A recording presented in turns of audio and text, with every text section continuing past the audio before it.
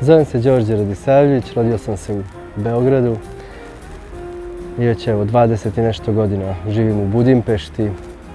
Tu sam išao u srednju školu, nakon toga sam studirao muziku, studirao sam jazz saksofon i aktivno se bavim muzikom. A pored toga što imam band, vodim i radionicu za restauraciju i proizvodnju delova za saksofone i klarinete.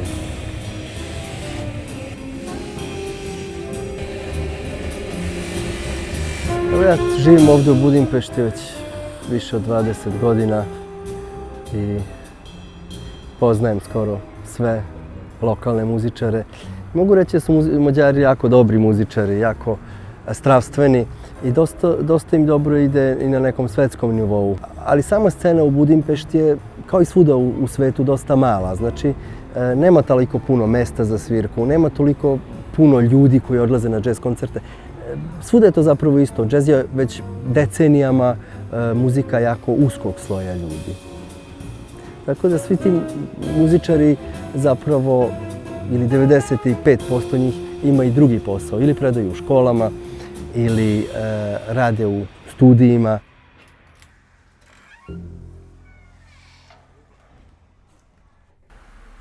Već godinama imam svoju radionicu u kojoj radim, restauriram stare saksofone, pravim delove za njih. To je otprilike posao kao tehničar zubarski, znači nešto hvali i treba dopuniti, dograditi da bi taj instrument po mogućstvu opet funkcionisao kao kada je bio nov.